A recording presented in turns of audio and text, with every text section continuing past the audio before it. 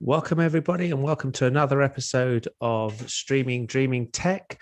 And welcome to our weekly discussion about how to deal with streaming, how to deal with Zoom, how to deal with technology in this ever-changing world, in the environment that we're in, and how that will work. I'm just setting the hosts up. This is always the fun of this bit.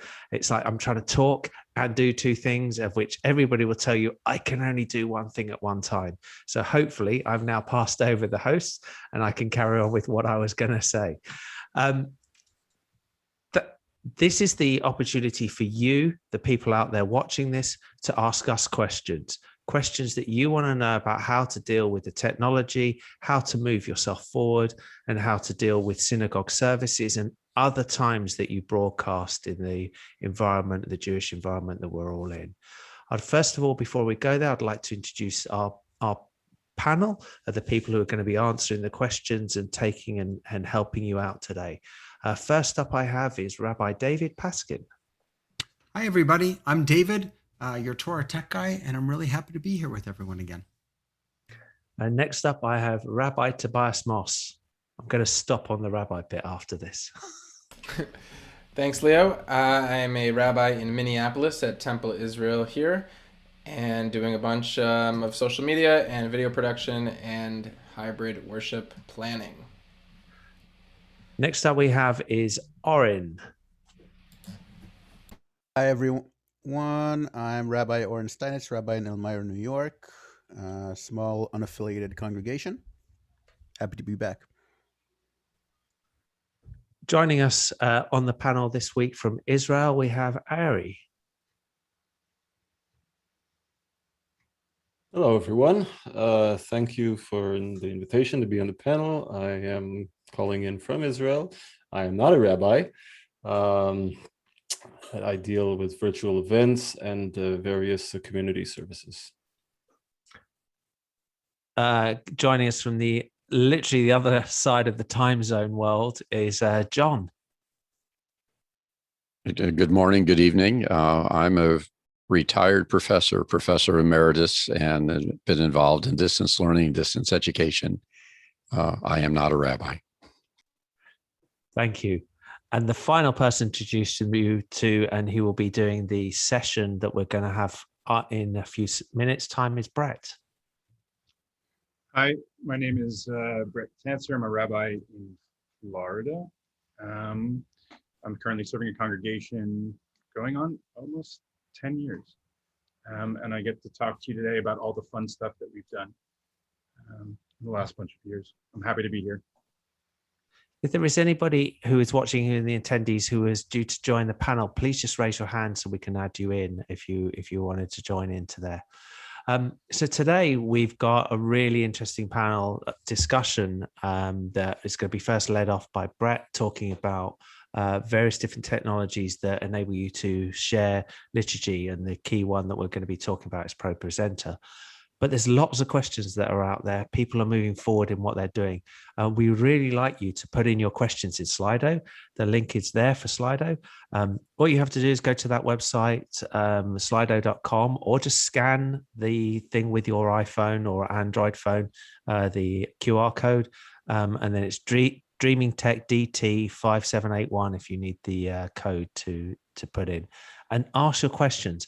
There is a number of other people we're hoping will join a bit later on some other areas, but please enter your questions. This is your opportunity to drive what we talk about.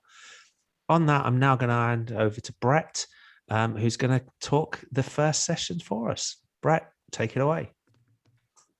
So, hi, everyone. I'm going to be talking today about ProPresenter. A couple of weeks ago, I was on the panel and I had to leave early to set up for an in-person concert, doing some of the AV. And I think the minute that I logged off, Leo got a question about ProPresenter. To my knowledge, and that is changing, I was, I think, the first person, at least in the Jewish world, to start using it. We're going to talk about what it is in a second. I was also asked to give an overview of its features. And I believe my reaction to that, my response to that was that that is a terrible, terrible idea. And I'm going to tell you why.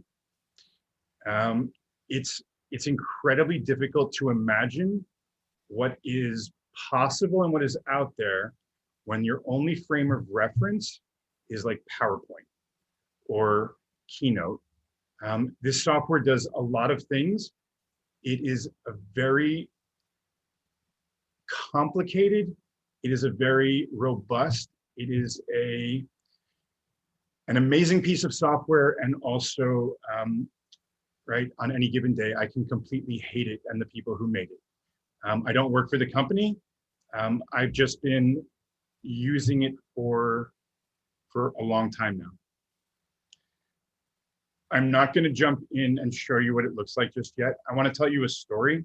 I think the story will actually help everyone to understand a little bit of what it does, and why I made the move to switch to it.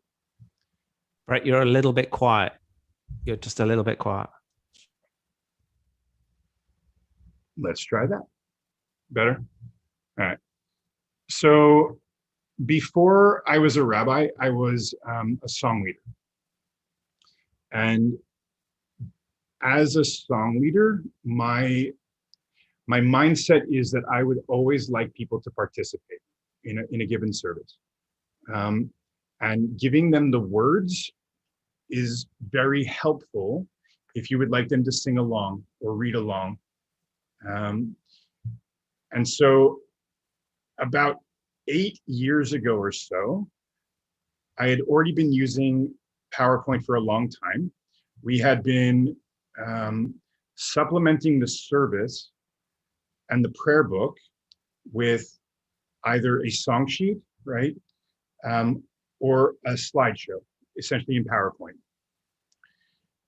This is not like, it's not new, it's not revolutionary. At the time, like, it was being used at a number of the summer camps across the country, at least URJ summer camps. And we had a number of us, a folder with all of the songs that you could imagine, just kind of crammed in. Each song had a PowerPoint file. And so when you wanted to make a song session, what you would do is you would open that file, you would copy all of the slides, and then you would create that particular day and just start pasting one after another. If this sounds familiar to a lot of you, PowerPoint still operates this way, right? PowerPoint doesn't operate as I get to choose which components I want and insert them in a very simple way. It's all or nothing, right? I have to include all the words.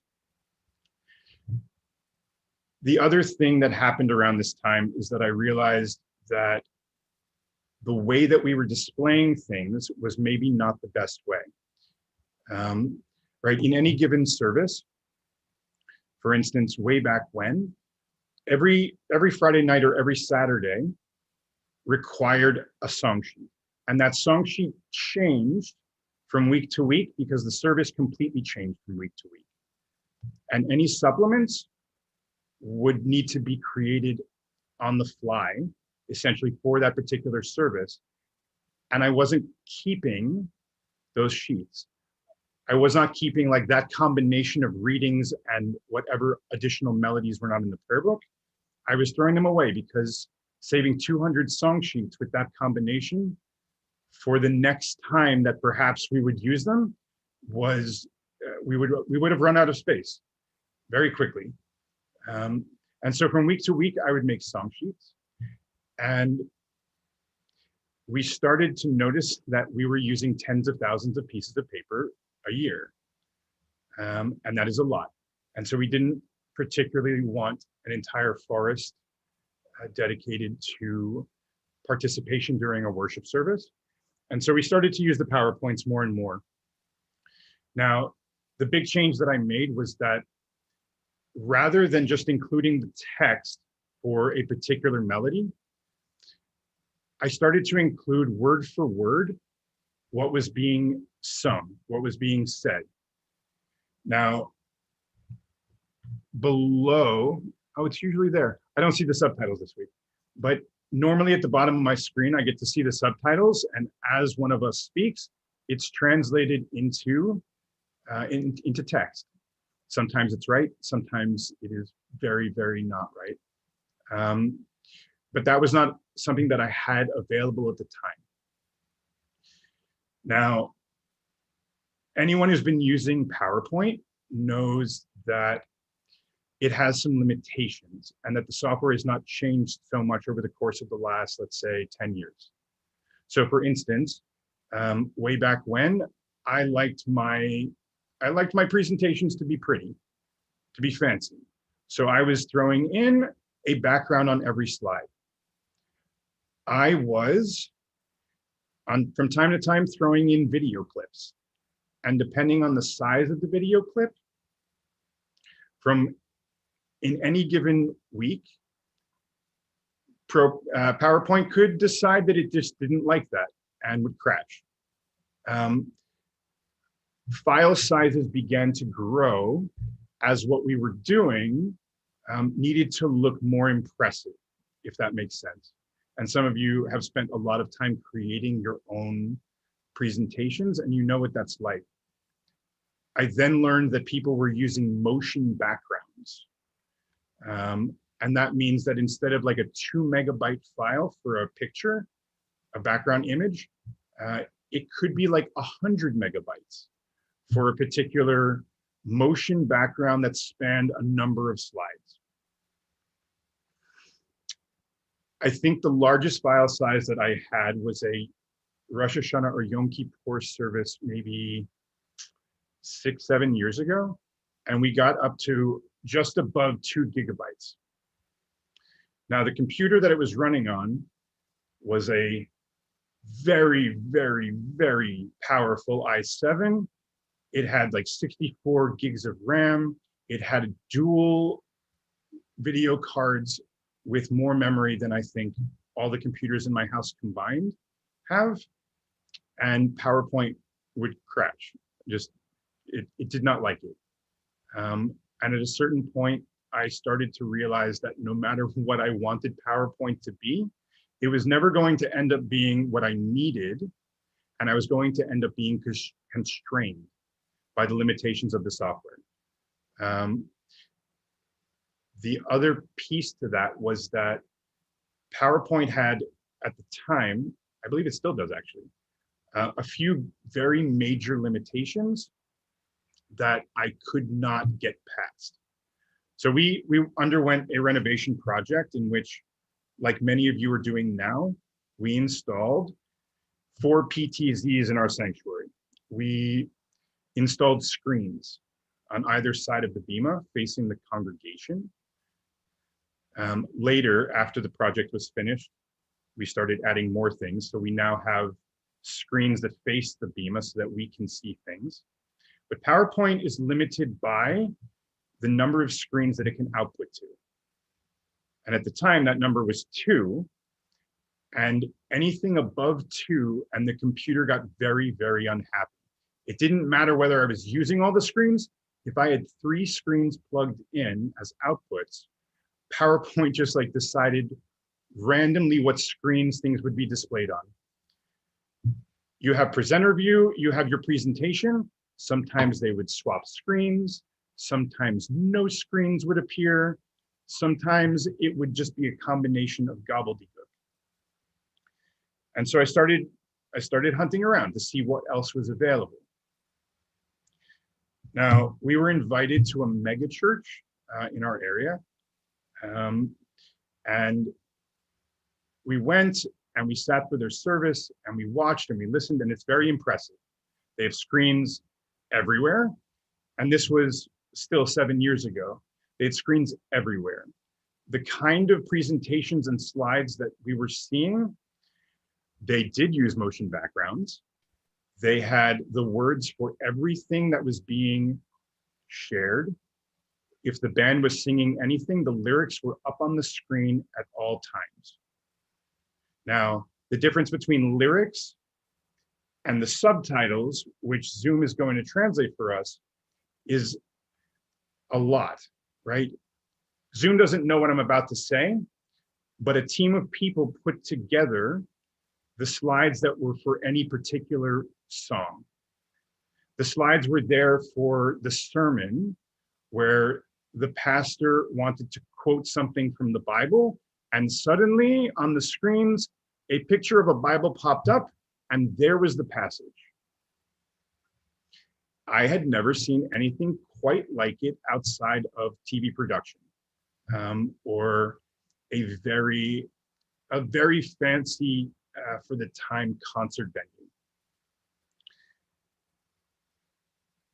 We were invited back to see how all the magic happened, and they had a room in a different building where there were 20 different people who were in charge of just the slides. So the first thing was, this was never going to be anything that I had, right? I was never going to have an army of people creating the content. They also had more than $1 million worth of computer hardware in order to make that happen. Everything from video to audio, all of the integrations, everything worked seamlessly, and it boggled my mind at the time. Now, the software that they were using to run their service was called ProPresenter, or ProPresenter 6 to be exact. ProPresenter has been around for a long time. It was designed originally by a couple of guys in a basement who were working for a church and realized that there was no software on the market that did exactly what they needed for their services. And so they created it. And in versions 1 through 5, there were a lot of hiccups, but there were also a lot of breakthroughs. And slowly, many congregations in the church world, right, began to use the software. And it's because it deals with things like a particular service component very differently than PowerPoint. Just like all of you have had to copy probably the slide of the Avot Ve'imachot, right, countless number of times as you create your worship service for a week. They treat each component as a separate component. So the Avot Ve'imachot is not like slide 37, or in some cases slides 37 through 42, depending on how you have things displayed. The Avot Ve'imachot was a song that you added to a playlist. And so their file sizes were not getting very big. The other thing that it did was, instead of making me add a background for every single slide, I could just put a background into the system. And until I told the system I didn't want to use that background, that was the background for everything. I also knew, having had created PowerPoint galore with all of the Hebrew wonderfulness that comes with it, that the undertaking to move to something like this was going to be a major task. And so what I'm about to show you is both a miracle of the modern age, and also like an extreme cautionary tale for everyone watching. Although, because of the way the software operates now, I think less of a cautionary tale for all of you. So I got to learn all of the things not to do very early on.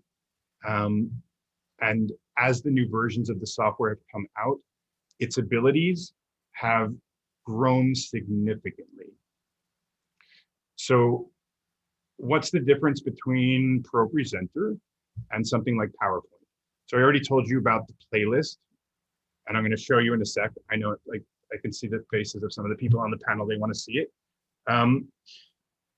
The software is available for Windows and for Mac.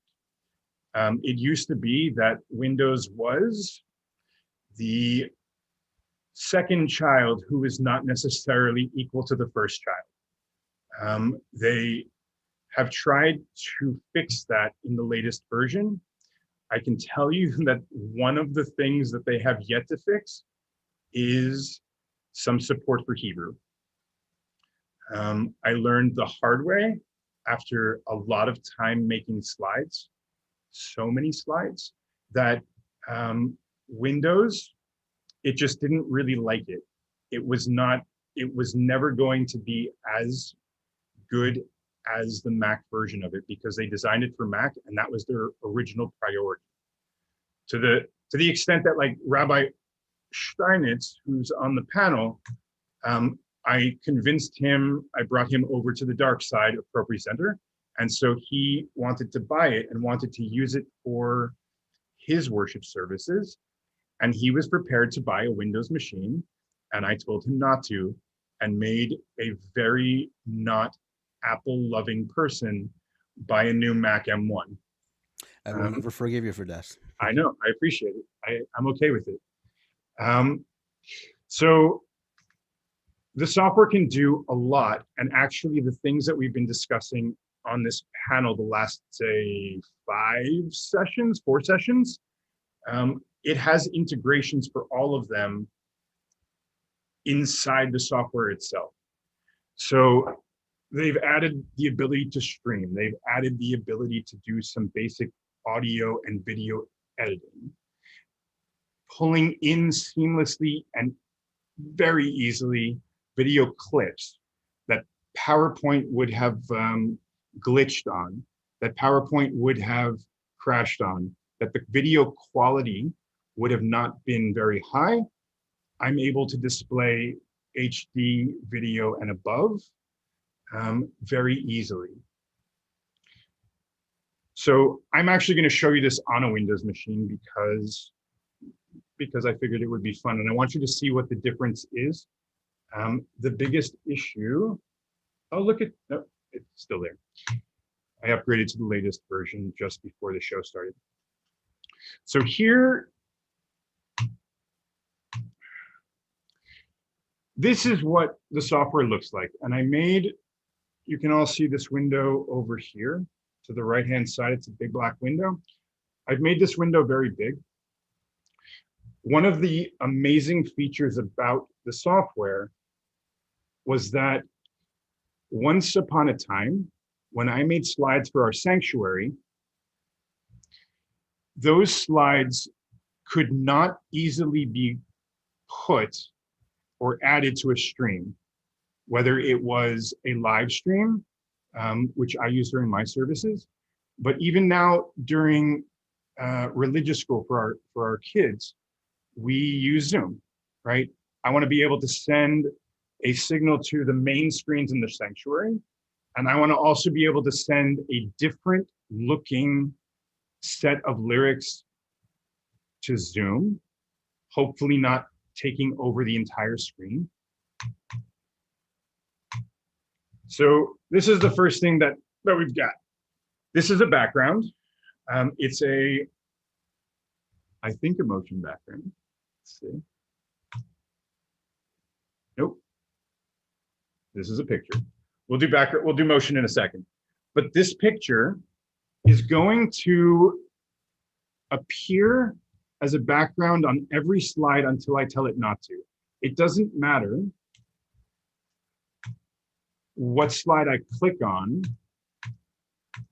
The background is just there. I don't have to insert it, which is beautiful. Oh, I gave away the surprise. If you're looking at my screen, the lyrics probably just immediately popped up on the bottom in what are called lower thirds. Just, Brett, so put this into context. This is running on one computer. It's not necessarily running on the broadcast computer that you're actually streaming out on. No, I'm on a very not broadcast computer that gets very angry. But for people who are watching this, they can understand that you're running ProPresenter on one machine, and you can bring it into the picture that is Brett delivering on out to Zoom, Teams, or out into the room as well. So before before integrations and before NDI and before a lot of other things, the way that I was getting around the people at home not having the words, because at least 5 years ago, the Sidurim in my sanctuary stayed under the pews or in the pews, and we never took them out. We started to use everything was on the screens. And what I would do is the box that you see, I wanted to not do that. Let's do this. Silly OBS. The box that you see on the right-hand side, I would take this box, I would shrink it down, I would pull it into the system as an HDMI signal and have a little box that duplicated what was on my main screens at the bottom of the screens that people were watching at home for the stream. It was an easy way for me to do it. And at the time, the only way to add lower thirds was through keying, which meant that I needed not one person running slides, but two. Okay, but now with the event of where we are with NDI, because I mean, for most people who are going to be starting this, in fact, everybody's going to be starting this, they're not starting from where you were 5 years ago. So no. And so what true. do they need to do today? So today, you are able to create multiple appearances for the slides that you have. So for instance, on my main screens, I want it to look like this, right? I want it to have a background. I want it to be full-size text. For the people at home, though, I want it to look more like this. And the text size is your preference. Like I made it this size because I wanted people to really be able to participate at home. And this was the size that I found was the best. Now, and the advantage you have is you're using both things are appearing at the same time. Exactly. So what people are seeing at home is this. I don't know why. It may be just me, but you've got it reversed. Reversed Hebrew is the hardest thing I think I've ever seen in my life. Right, because I just don't know which way around. Your Zoom window is the wrong way around. But we get the point. We get the point. So you're able to put that on the screen to people at home, and at the same time, the people in the room, the roomies, are going to be seeing that one, and the two are synced together. That's the key. Is that what you're saying? So Great. everything is synced together, and it allows us to have one person running essentially the lyrics or the words for whatever you're using, a reading, a prayer, a song. Everything is displayed in multiple places at once. Now, here's where it gets interesting. Just like in PowerPoint, you have presenter view. This is the equivalent in ProPresenter, which is called a stage display. A stage display allows me to choose what I want to see as the person leading the service. And so in this case, I would like this first slide, and I want next slide. I want to know what's coming, but I can completely customize this. So for instance, if I would like, let's go here. I want, for instance, to see a live slide. I can see a live slide. If instead of a live slide, I would like a clock or a timer so that the rabbi knows how long he's been talking and knows when to wrap it up, hopefully, because service has been going on too long. I see your face, Oren. It's okay. I can choose that I want the timer to be there. I can do a countdown timer. I can do an elapsed timer. I can choose whatever the appearance is. I know this is a lot of information for most people because you're used to seeing things in a very PowerPointy kind of way. This took 5 years. This took more than 5 years to be able to get to a place where this made sense. The other thing that I'm able to do. So if I just unpack that slightly, Brett, so I can understand it from other people. I'm seeing this as it's like when you're sitting there watching an orchestra. Every single person out there in the orchestra have got different pieces of music because they've got the bits that they need to see for them to play the notes that they need for their instrument. And what you're saying is you've got a master sheet here that you say, as for the rabbi is going to be seeing this with these timers on it. The people at home are going to be seeing this with this information. People in the room are going to be seeing this. And people in the creche, which is next door, are going to be seeing a slightly different version, even sort of with a flashing up thing. And I mean, the shamases could be seeing a thing that says, you know, we're standing up in a minute, or where you can open the doors, or that sort of thing. You can add all of this into one. Everything is. Let's call it a playbook or something. I don't know. Everything is in the playbook. They've even gone so far now as to add. Let's say you have musicians playing on any given service, and maybe they didn't rehearse, or even look at the music before they got there. I can put up chord sheets for the band, so that their view is just to see that, while everyone else is looking at the words. Got it. We've got a number of questions coming in already, Brett, which we'll go to shortly, because I want to keep the things rolling forward. If you've got some questions for this in particular about how ProPresenter works, please put them into the Slido. Add them in. We've got quite a lot of questions coming up, and upvote and downvote the questions that are already in there. That's your choice to choose which questions we take in which order. So back to you, Brett. I wanted to show everyone just kind of how it works. For every melody, essentially, that we use during any particular service of a year, I have created various versions of any particular prayer.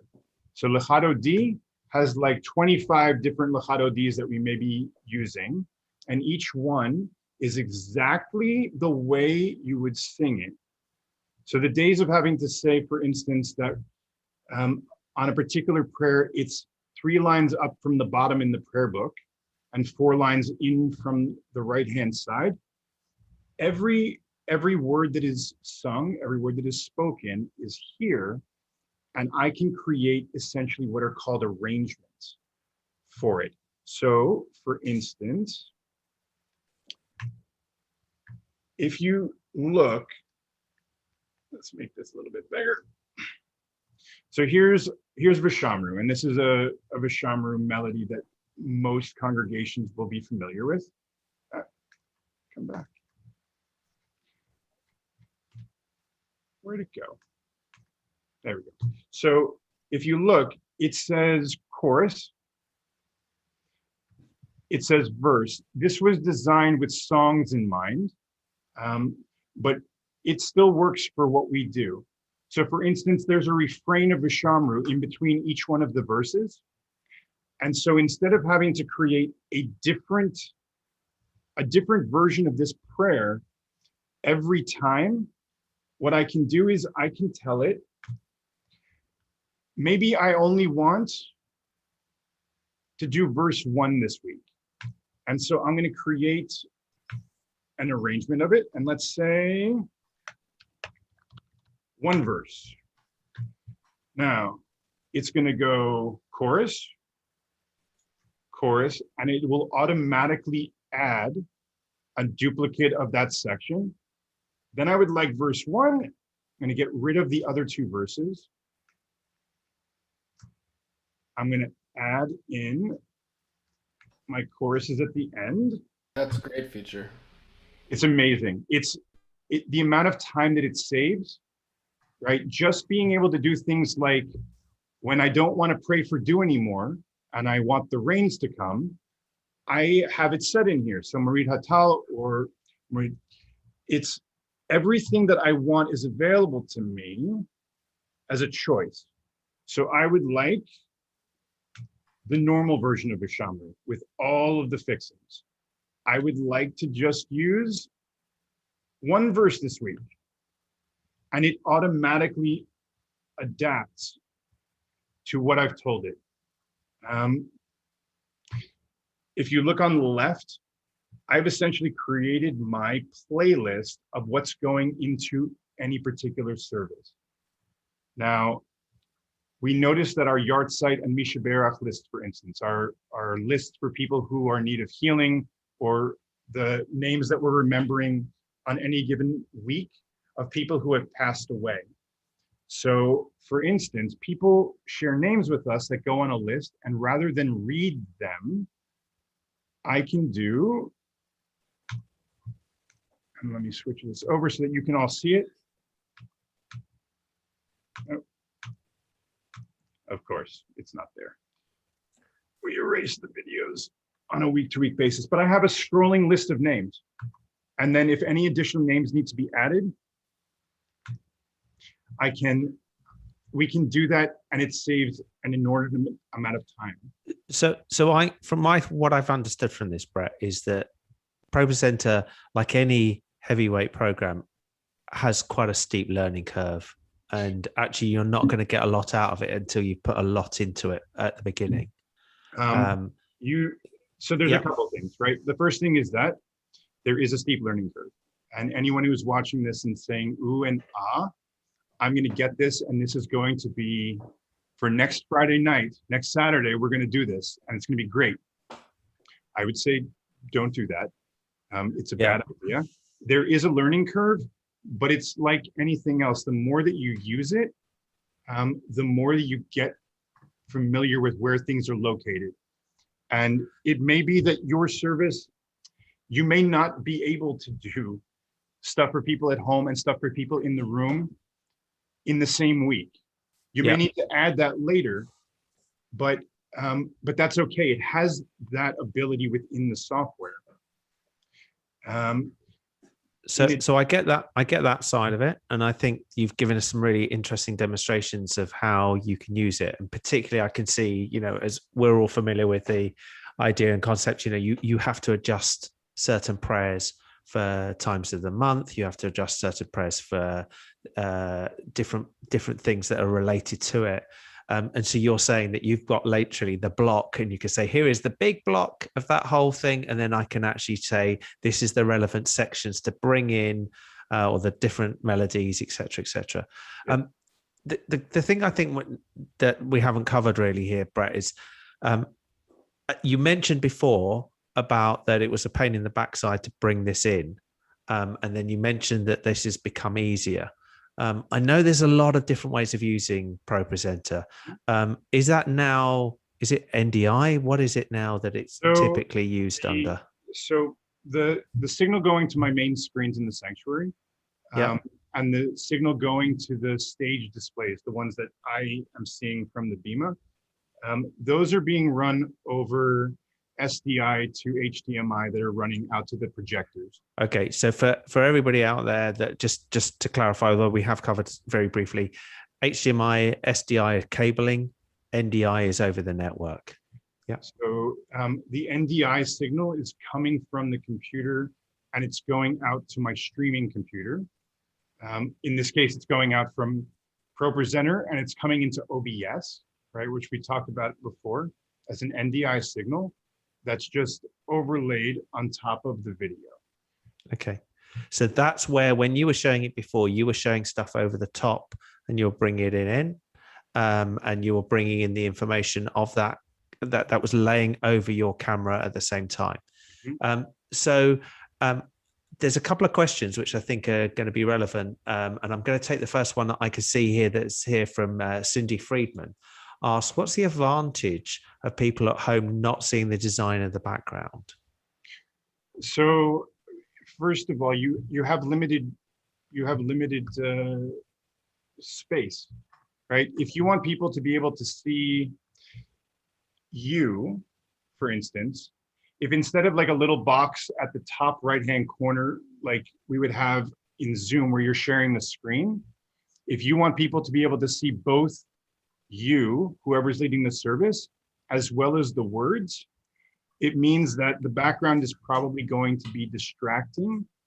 And I don't want to take away from whatever the leaders, the service leaders feel of the service is just because I inserted graphics for people to see in the sanctuary. There are, for instance, times that like I've changed that. Let's see. So when I use this during, let's see if it works. Nope, it didn't like it. We did Starry Night one night, and I took the background that you can see here, and I shrunk it down so that the lower third was a part of the Van Gogh that people could see at home. But for most of the time, you probably want people to be watching your video. You want people to be able to see Makes a lot of sense. So you were actually able to add in the information. So I think to answer it, in my view, although please anybody else come in here, you're able to give people at home the room which they wouldn't be able to see, and the liturgy or the instructions or whatever you want to call it at the same time, without having to swap between two screens or ending up with a really compromised view, which you sometimes get in Zoom, where somebody is just a tiny little square in the corner and it's lost. Okay, Absolutely. thank you for that. We got another question which has been you sort of touched on already from Yuval Karen. How well does ProPresenter support Hebrew? So it's a loaded question. So what, Hebrew or ProPresenter? So ProPresenter handles Hebrew for the most part, like any other piece of software in Windows, if you have support for it. The problem is, I don't know if you noticed,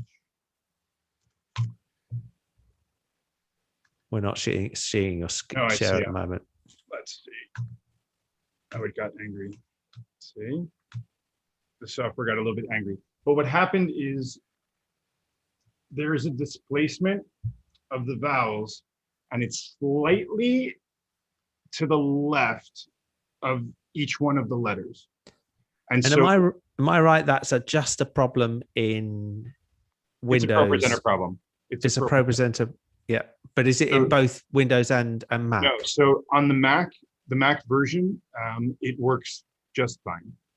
And it's the reason that I ended up. Okay, so it's the reason that I ended up using and going and buying a Mac for my sanctuary. But if you have people using Windows, I edit my slides in Windows at home and I send them to the Mac, and the Mac imports them, and it looks fine. It's all the same. So we may unpack a point here together then, which is that the Mac. You could actually just use a Mac as your presentation computer. Yes. You don't necessarily do it. And I think I've just got a question here. Sorry, my mouse has just decided to walk across the screen. We had a question very similar to this. Yeah, there we go. From Karen Berger, who says, I'm restricted to a Windows system. Does the program still have issues with Windows? Can it work with Teams? I'm not sure what you mean by can it work with Teams, unless. So I think there's two questions here. I think the first one is, it restricted Teams, to Windows. Teams is in multiple people, not Teams is in Microsoft. No, MS Teams, Microsoft Teams. So I think I can answer to it. I mean, yes, you're absolutely right. It can run under Windows, but if you're going to do this, in professional or use it, it's almost like you need a dedicated computer running ProPresenter, and it's probably ideal to get a Mac Mini or something. You need a dedicated computer no matter what. Yeah. Okay. So even if the rest of everything else you do in the room is running Windows, this is there. And on Teams, Brett, you're putting that over the top of your screen. Is it NDI? No, it's not NDI. It's just on your virtual. So it's I'm using a virtual camera, but the signal is coming into OBS as NDI, and it's just an added signal over the top of my video. Great. I can show you if it. Let's see. So let's switch. Share. Let's do. Here. So this is my camera signal. This is theoretically my NDI signal that is coming in. It looks right. The software gods have been angered, and so it's not displaying anything at the moment. I have to restart OBS. But this allows me to essentially put this over whatever I want.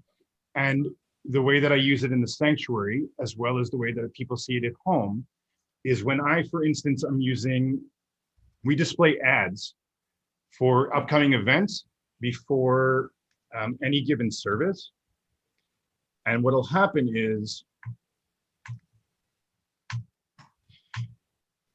as those signals are coming in, I tell it to take over the entire screen.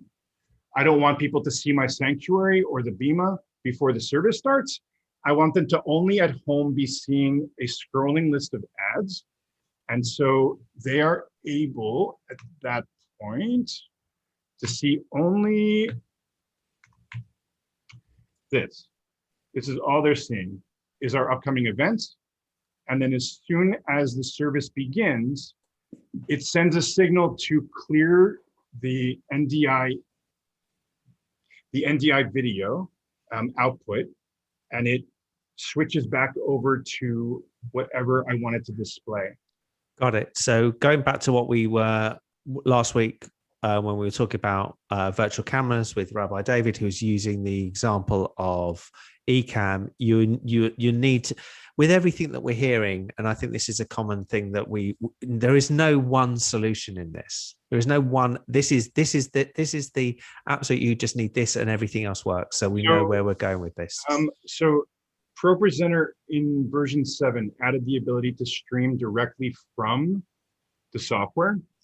It also created the ability for you to bring in video signals over however you want, whether it's wired or over NDI. So I can pull a video signal directly into ProPresenter. I can then do all of the graphics and overlays and text on top of them as a different layer. And then I can broadcast it out directly from the software. They tried to minimize the number of people that, especially during the pandemic, that people had available to be running everything. So we've got a question. I've got to mark it. I do this. Sometimes I click on the wrong button and I mark the question as unanswered when I meant to push it up.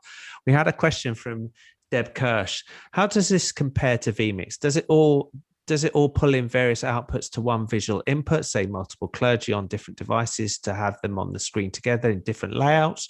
Or is it strictly to sync variable outputs, which is amazing? Do you need both? So it is capable of doing a lot. I am not currently using it to do video switching. As much as I trust it, I don't trust it that much right now. And it's still fairly new to the integration in the software. Okay, we've got Tobias. Did you want to come in on that point?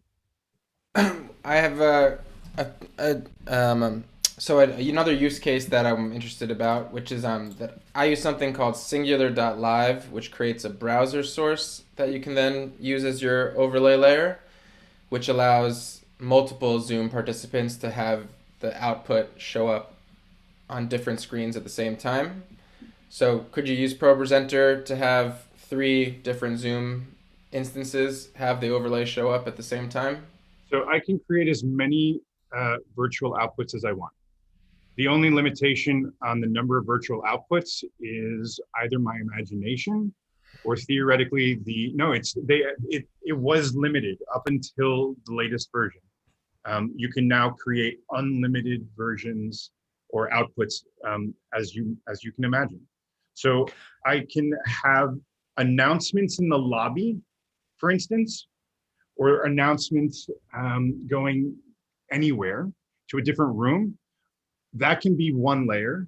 My sanctuary slides can be a different layer. My Zoom slides can be a different layer in whatever format they look. I can have a completely different display for the people up on the bima. On any given week, I'm usually using somewhere around 5 to 7 outputs. See, I could see a really interesting example that you could use, which is what you're doing is you're not necessarily pushing out to the lobby. You're not necessarily putting out the whole of where you are, but you're actually putting which part of the service you're in at that point. So people know where it's coming to. So it's coming up to the various different it's Kaddish is coming up, et cetera, et cetera. So they know where they're coming for people who are having to run security or having to do, that are sitting outside, so they can see things. Leo, I saw Marty's hand go up. Yeah, Marty, thank you. Get my microphone unmuted. Hi, yeah, thanks. So what I find really interesting about ProPresenter that makes it different from all of the other software that we've been discussing is that it brings in all of your resources, potential sources of live video, recorded video, still frames, slides, all kinds of things, brings them all into one place, and then allows you to essentially program everything that you want to show during the entire service from beginning to end. You're pre-programming it. So you know what your order of service is, you know where things are going to happen and when, and what you're going to want to show during those times. Am I getting this right so far? And so you're able to pre-program your entire show rather than switching it live. You're creating what you call a playlist, and then each of those elements, those visual elements, you can program how long you want it to show. So you're talking about automation, which is absolutely possible. It's one of the features I was not going to talk about today.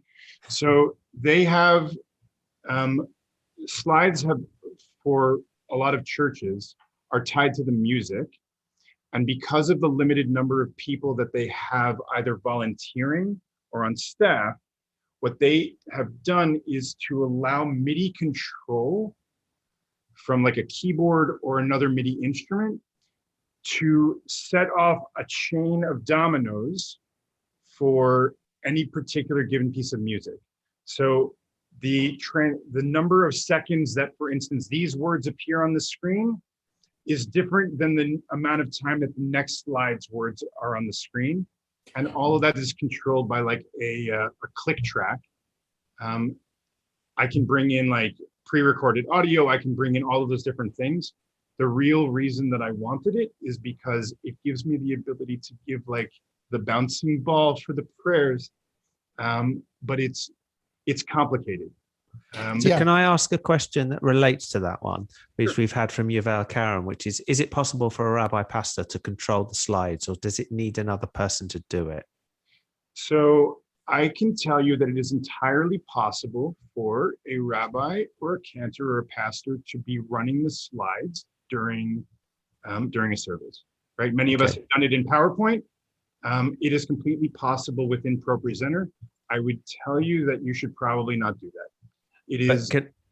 What I was going to ask, Brett, what I was going to ask is if you've got a ProPresenter computer at the back of the sanctuary, are you able to remote control buttons or just the forward and next on something like an iPad or on a Stream Deck? So they have software for both Android and for iPad, as well as iOS and iPad OS. So I can control the slides from any of my devices. Their Android version of it is not as wonderful as the iOS versions. Well, yeah, I can see from what you were saying earlier about it being a Mac. It's not surprising. Yeah. Okay.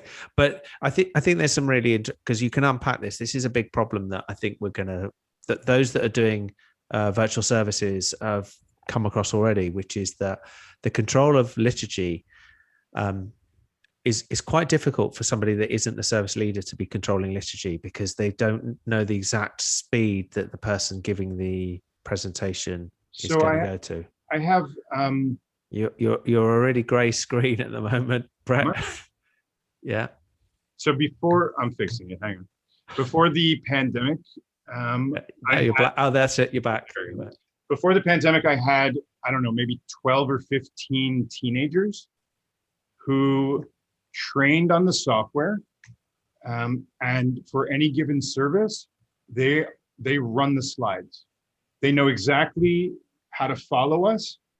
If by some fluke things don't go according to plan, one of us can jump on an iPad and can just skip a prayer or a song or a reading. We can add a song or a reading, and it will pop up in the playlist. And it allows you the flexibility of being able to intervene when you need, but also to be paying attention and to really put your attention towards leading rather than on trying to figure out which slide comes next and when it needs to happen. It's not always so easy from while you're leading. It's super, but I've seen it in both ways. You know, when you don't have the service leader actually controlling the slides, particularly when you've got silent moments in the service, it's how does the person who is controlling the slides know when the service continues and moves forward without, you know, it's finding that balance. Although it sounds like, Brett, that you're running a ProPresenter Cheder. No, it's like that. It's an extra class in Cheder instead of doing Hebrew. Look, when the rabbi's done with silent meditation, or when the cantor begins to sing whatever is about to come, the kids know to put on the slide when the words appear. Otherwise, you're always going to be holding an iPad and looking at it and not looking at the people in the congregation, or you're not going to be looking at your camera. Agreed. I want to move on to some other questions, which is the next one is actually from Marty. Marty has asked, how many different video outputs is ProPresenter capable of, and are they physically, and how are they physically outputted? So it's another loaded question. So the video outputs are determined by whatever machine you're using. So for instance, the iMac that I have ProPresenter in my sanctuary running on, it's capable of 3 display port outs, mini display ports. So that's the number of physical outputs that it has, but I'm running an additional, I think, 3 or 4 NDI outputs.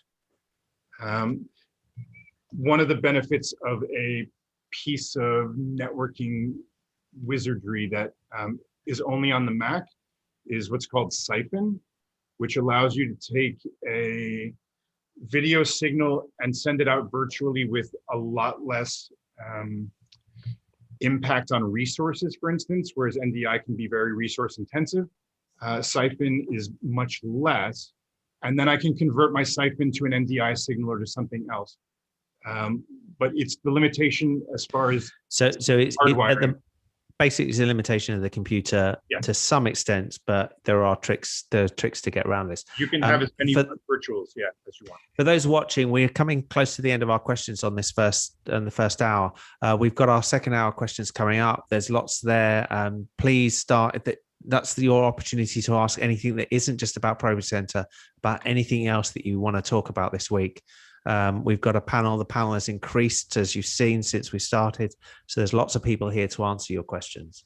So the next question, which is goes along the same line, was a question from Yuval Karen. Does ProPresenter work with NDI? I think we've covered that. And as far as we can see, as you've said, it works as an NDI source. I know that Yuval is a big proponent of NDI. He's got all of his cameras set up there. So he could be using this to push stuff around his sanctuary and to push it to people at home and via the OBS box that he's got. Yeah. Okay. Interesting question here from Tobias. Can ProPresenter bring a Zoom participant into the sanctuary service? So you can pull anything in using NDI. Right? You can pull another program, whether it's Zoom or anything else, as an NDI signal into the software as a camera, in this case, a virtual camera, and you can absolutely do that. So there are times that I've brought in Zoom, even though we're live streaming. Yeah, what's up, Tobias? Does NDI also bring in the audio? If you wanted to. You have to choose whether you want to embed NDI audio or whether you want to separate it out because you're doing it using a mixer or something like that. Gotcha. Thanks. But it'll bring in anything into ProPresenter that it sees as, so it'll bring in an NDI source, is what you're saying. It'll bring in an NDI source, and then we'll give you the option of whether you want that to be just video or video and audio. So the key here is how to get Zoom into NDI, but we can cover that. Or Tobias. Well, we could hold it, but I was going to expand the question to with the full panel of what is the best way to bring a Zoom participant into the sanctuary, which I think is the $1 million question for many of us. Who else, other panelists? I've got some comments on this. Sure.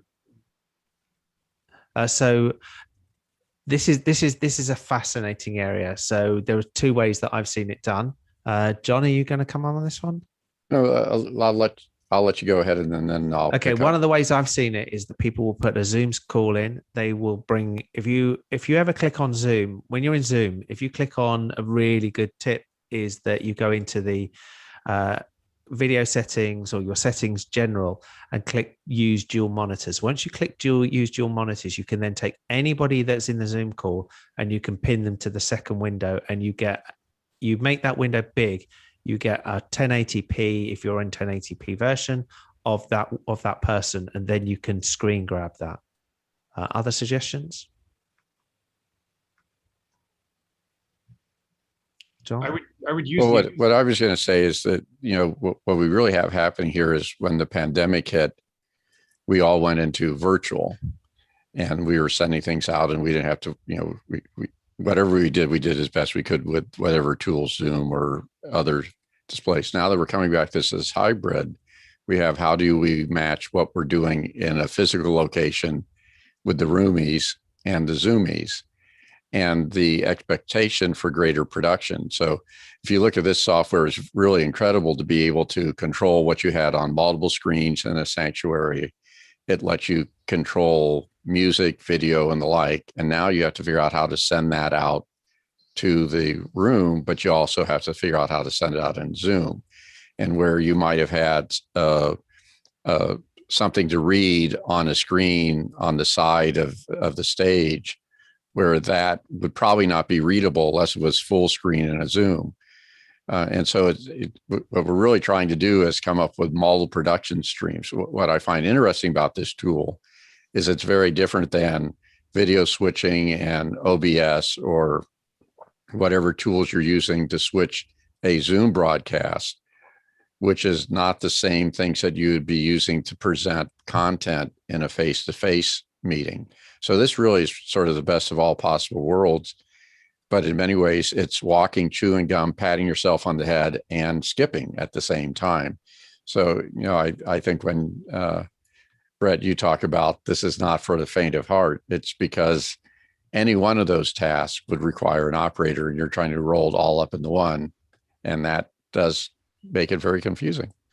I think that's where we are, though.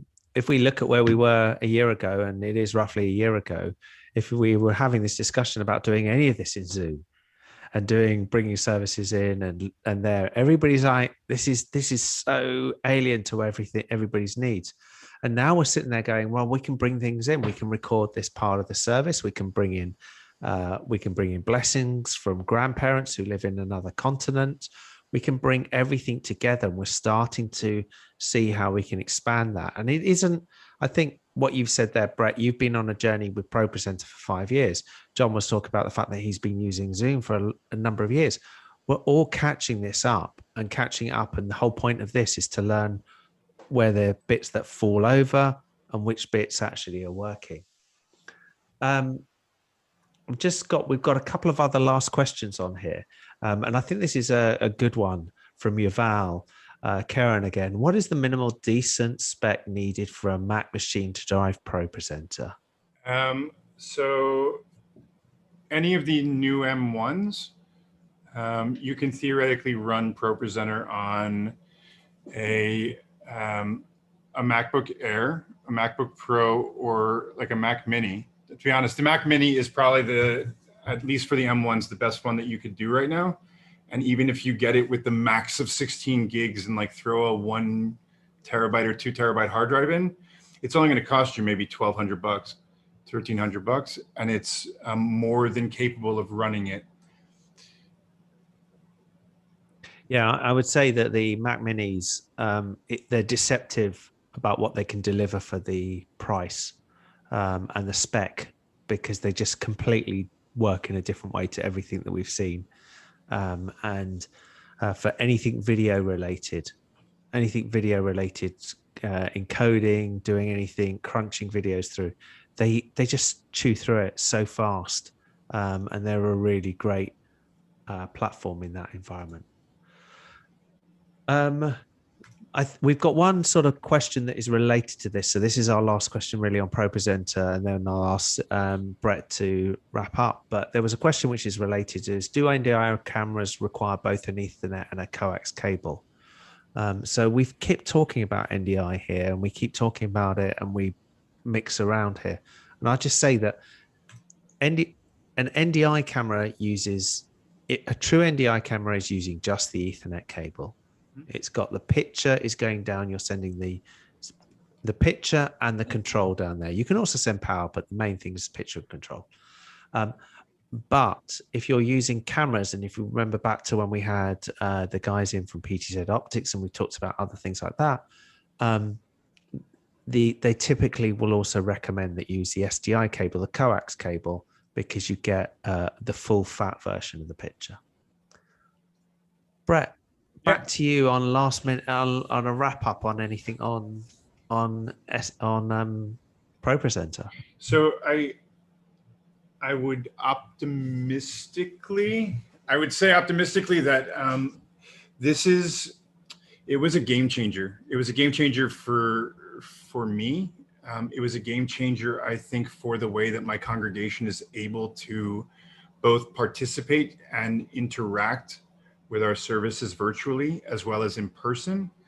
And it was a game changer for the people having to run things behind the scenes, and my ability to be able to not have to do stage diving in the middle of a service to go fix something. Everything now seems to run very stably. Everything now, instead of creating huge presentations, I just drag whatever prayers I want into a list for a given evening, and I'm done. Like it's really that simple, and it took a lot of work. Don't get me wrong. If you are brave enough to undertake this task, it is a lot of work, but you end up with a product that both looks and feels way more professional than anything that most of us were using before. I think it's going to be interesting. I think this is the one. This is, there are two products out there in my mind which are almost, you start at one level and you go up. The first one is ProPresenter. The other one is vMix. I don't know anybody that jumped straight in. Everybody started at OBS and then moved up to vMix, but I've seen people shift along that path. I've seen the same here with ProPresenter, that people start off at PowerPoint, and they maybe, or their keynote, and then eventually they start finding that it just runs out. I mean, I know one group that it's not a synagogue, but somebody else that's doing religious stuff in Judaism stuff, and they just ran out every single time they put their PowerPoints together. There's so many videos embedded that the PowerPoint just couldn't cope with the number of videos embedded, and they were running in at venues, and it was just crashing because it couldn't cope. So the reason that you have a dedicated machine most of the time to run ProPresenter is because of all of the videos, because of all of the video backgrounds, because of all of that stuff going on behind the scenes. The software is rendering constantly. It's basically doing an equivalent to something that would happen in Creative Cloud, and we don't anger the ProPresenter way by trying to run other things on the same machine. It can theoretically do it, but it can get angry. But the possibilities are honestly endless when it comes to this. It's I simply insert like 6 video clips or whatever I want into a presentation, and I just drag them in, and that's it. So we have a last quick question that came in from Tobias in the panel. Brett, is your ProPresenter library for share or for sale? It will probably be for sale. at some point. For those of you out there who don't want to recreate the wheel, not yet. Almost. And on that point, I'd like to say thank you so much, Brett, for what you've done today and giving us it's been a really interesting. I didn't think we could unpack ProPresenter in the time that we've had, but I think it's a starting point. There's another 100 features. It has so many things, but this is absolutely. A good time. Okay, we're going to move on to our second hour. We've only got a couple of questions, but they're actually really interesting 2 questions, or our second half hour. So if anybody else has any questions that aren't to do with ProPresenter, please put them in the box, put them in on social media, put them in on here. You know, we will cover them and we will go through them. So the first question up, which has been upvoted 5 times and is quite popular, from Rabbi David, who I know had to disappear, but we'll ask a question. On late night shows, they have a few people in the audience and guests zooming in. How do they handle the audio feedback loop of the guests, audio feeding back through the house microphones? That seems to be one of the problems we're trying to address in hybrid services. Before I open this up to the panel, I'm going to say we are going to cover this in detail next week, but I would really like as a 101 starter on some of the points on this. Marty. So there's a couple of different technologies and there's a couple of different aspects to this. So the first one is called a mix minus, and that essentially stops the audio from Zoom going back out to Zoom, and it stops the sound from the studio coming back to the studio from Zoom. So it breaks that feedback loop electronically. Then, but the question really is about how to prevent the sound from the loudspeakers getting into the microphones, which is a different question. But the first one was worth mentioning. So there are 2 ways to do this. First of all, the volume level in the studio is not very loud to begin with. It's not blasting.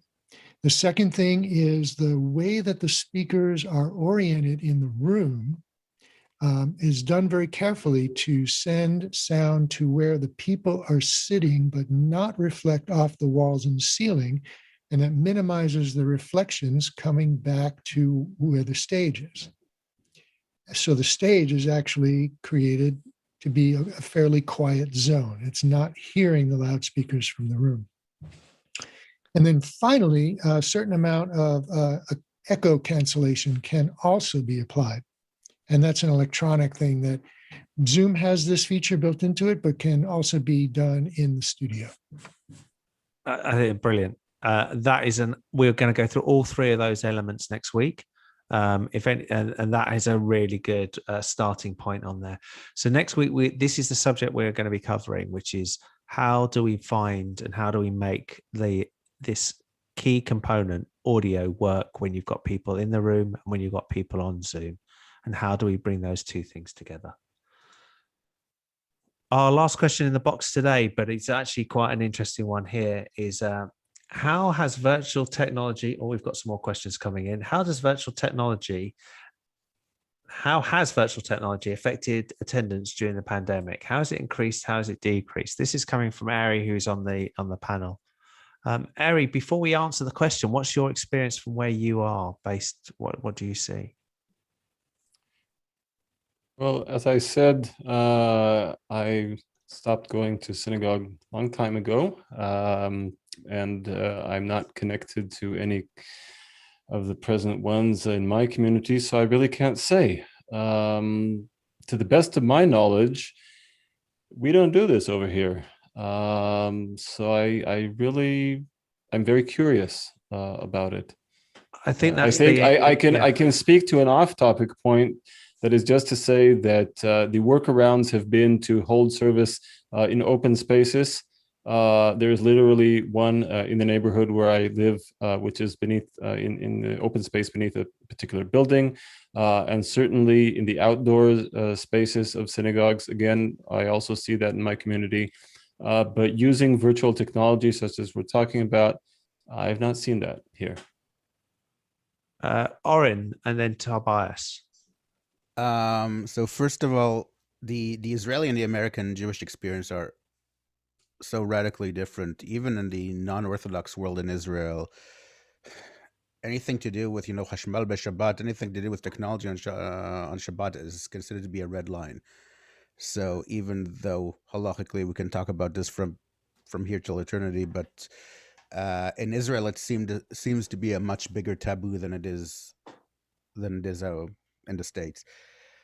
And I think I said that before in a previous panel, that 2 weeks before the pandemic hit, my board voted down the suggestion to start streaming services. Everybody thought it was really weird. For all sorts of reasons. Some of them to be they thought it was not traditional to have screens in the sanctuary or cameras in the sanctuaries. Some people were outraged by the idea that they will be seen on the internets, but then the pandemic hit and we had to adapt.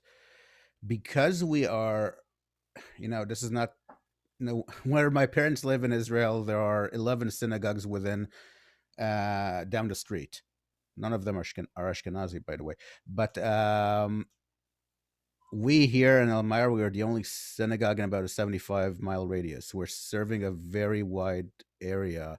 And we found that our members that had to drive 45 minutes each direction for services now can come, and they come every week. They can log on.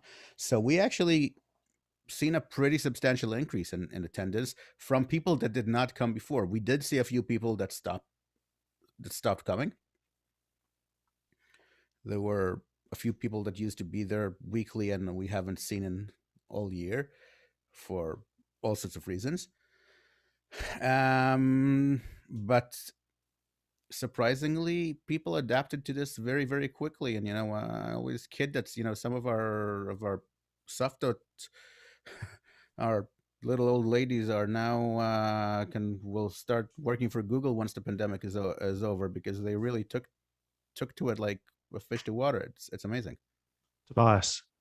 Speaking of Saftot, at Temple Israel here, we have an 110-year-old congregant who comes to every Friday night service in person, and it took her a bit to for someone to come over, set up an iPad, whatever, but now she comes online and holds court at the end during the breakout rooms moment, and again, adapting quite easily to it.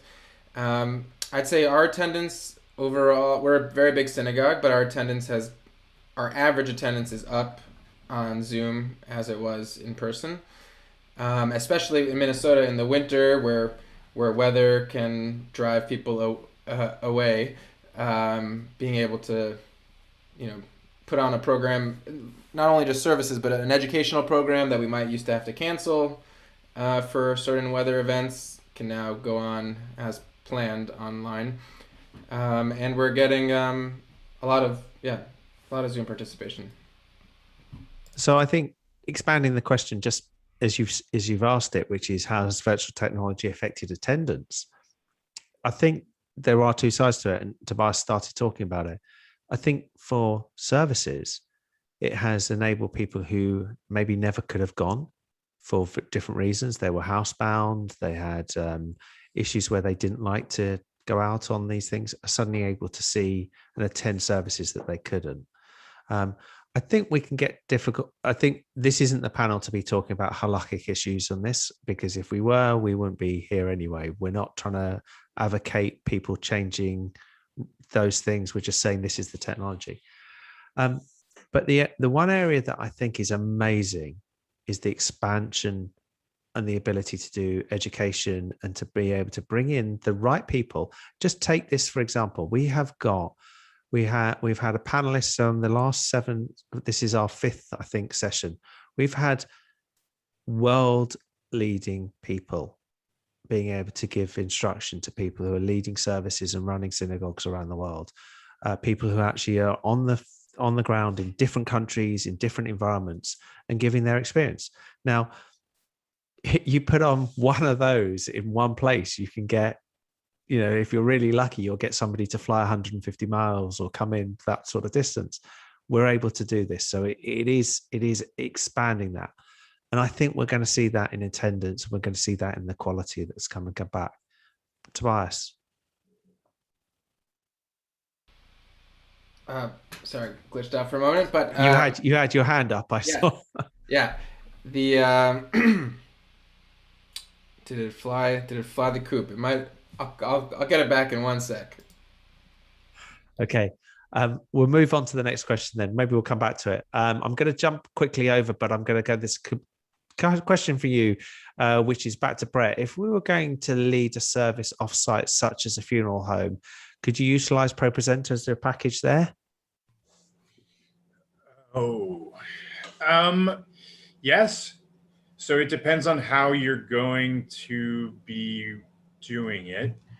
I have ProPresenter running on a couple of laptops, and I can absolutely bring in whether it's a virtual camera or an actual camera. I've done funerals where I've brought the video signal in, and I had someone running slides so that the people at home on Zoom were able to follow along with the liturgy that was mostly the 23rd Psalm and the Kaddish, but they were able to participate or follow along. It depends on why, and it depends on how robust of a volunteer group you have. Yeah, can imagine. Tobias. My mind circled back, which was that one opportunity that the virtual offers is anonymous participation in Jewish events, which Zoom doesn't offer. But we've noticed that even in very in-person kind of things we've tried to do on Zoom, such as a Passover Seder, there's with the Zoom offering and a Facebook Live recast of the Zoom, some people were choosing to come into the Facebook and stay for the whole time. So you'd think, oh, Seder, that's the one where everyone wants as much interaction, but the anonymous option has value, which you don't have if you walk in the building. I've also had, for example, congregants that are disgruntled with where they are and want to synagogue shop without being known for their disgruntlement. And so that's another thing I want to bring up from the last question. Sorry about the delay. That's all right. That's okay. So our last question, which is more on the technical side, which is from Tobias. I'm starting to pay attention to the colors patterns to get a better picture on the webcam, Logitech 920. Do the same principles apply for high quality PTZ cameras? Anybody on the panel? Marty, and I'll come back after that. I would say yes. I think there's I don't know how much of a distinction I would draw between a webcam and a PTZ camera per se. It's all video, and video has some patterns and colors that it likes and some that it doesn't like so much. Lighting has a lot to do with how a video camera is going to see a subject. If the lighting is not sufficient, colors will look off and patterns will do strange things. So in general, you want to avoid stripe lines that are thin and close together. You want to avoid very close dotted patterns. Large dots, splotches, that's fine, but the closer they are together, the camera can see it as an interference with the way that it scans pictures. So what I would say with this, and this is also a question which I maybe will ask next week because I want to get some more information on this. There's a whole raft of levels of cameras out there, and maybe we have never come to this, but you start off with at different levels, and you see, particularly what you see is there's a big range of PTZ cameras, from the security ones that you can get right up to the pro ones, which are very expensive. But what I've seen is that, as Marty said, is the lighting. I've got blue light behind me because I found that when I had different color lightings, Aries got blue lights behind him as well. And you'll see that blue lighting brings a person forward much clearer than certain other colors because it doesn't interfere with the color of the skin tones. By looking at that, you'll see that I look a bit redder and a bit warmer than if I say, if you look at something like Tobias and bring Tobias in play, or you look at Oren, who are on very lighter color backgrounds, you'll see there's a big difference to how the skin tones appear on there. And one of the really good ones in here is John, and you look at John, who's on a gray background, and you can see that it just brings all the colors and the definition of everything that you're looking at forward on there. John, what camera are you running? I'm running this today. I'm coming in on HDMI from a Huddle Cam HD into an ATEM switcher. So that is basically a webcam, but it's an upper level. I could put the whole earth behind me, whatever. Sorry, Tobias. Slightly different gray. Slightly different gray. Tobias. Do you think that do you think white taluses are to be avoided? And since cream is also skin colored, should we be moving to colored talacum? I think that's a really good question that causes maybe we could do a whole session on different color taluses and what you should be wearing, because my wife sells these, so you know. Okay, and it is hard. That is a good question, Marty. Yeah, that's a really good question. So again, going back to video and how camera interprets what it sees, like sound, like audio, there's a dynamic range from dark to white, all right, from black to white, and everything in between is dynamic range. And when you have a lot of white and then a lot of dark, the contrast is way too much, right?